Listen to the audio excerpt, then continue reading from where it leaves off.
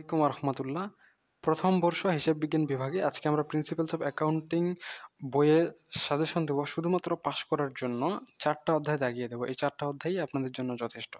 এটা আমার WhatsApp number. কোনো প্রশ্ন থাকলে হোয়াটসঅ্যাপে জানাতে পারেন। এটা আমার ওয়েবসাইটের ঠিকানা maruf99.com লিখে সার্চ করলেই ওয়েবসাইটে আপনারা আপনাদের অন্যান্য বইয়ের সাজেশন পিডিএফ সহ আনুষঙ্গিক যা আছে সবকিছুই পেয়ে যাবেন।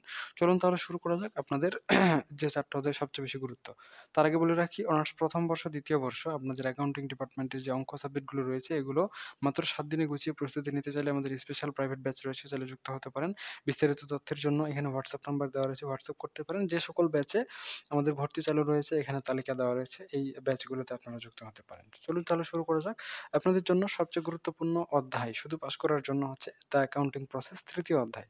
এরপরে চতুর্থ অধ্যায় দ্য অ্যাডজাস্টমেন্ট প্রসেস এবং পঞ্চম অধ্যায় মার্চেন্ডাইজিং অপারেশনস এবং সবশেষে নবম অধ্যায় ফাইন্যান্সিয়াল স্টেটমেন্টস। অর্থাৎ 3, 4, 5 এবং 9 অধ্যায় ভালো করে পড়লেই আপনাদের জন্য যথেষ্ট। এর বাইরে আর অন্য কোনো অধ্যায় পড়ার কোনো প্রয়োজন নাই। আপনাদের ক বিভাগেরও প্রশ্ন পড়ার দরকার নাই। এই 4টা অধ্যায় থেকে তাহলে কি পড়বেন? আপনারা ব্যতিক্রম ইজি প্লাস থেকে এই 4টা অধ্যায়ে the financial process, the adjustment process, the merchandising and operations, financial statements, এই 4টা অধ্যায়ের ভেতরে ইজি প্লাস থেকে বা আপনি যে বই ফলো করেন ওই বই থেকে যে যতগুলো ম্যাথ রয়েছে সবগুলোই প্র্যাকটিস করে শেষ করে দিবেন। তারপরে আপনার যদি হাতে সময় থাকে ক বিভাগের প্রশ্ন পড়লে পড়তেও পারেন, নাও পড়তে পারেন।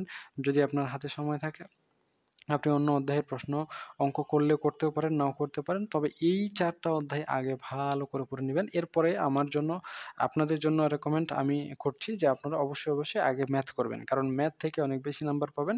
এটা আপনাদের জন্য সঠিক একটা প্রসেস হবে প্রস্তুতি নেওয়ার জন্য। তো ঠিক আছে, আজকে এ পর্যন্তই। সকলেই সুস্থ থাকুন, ভালো থাকুন আর আমাদের সাথেই থাকুন। দেখা হচ্ছে আপনাদের সাথে নেক্সট পর্বে। ততক্ষণ পর্যন্ত খোদা হাফেজ।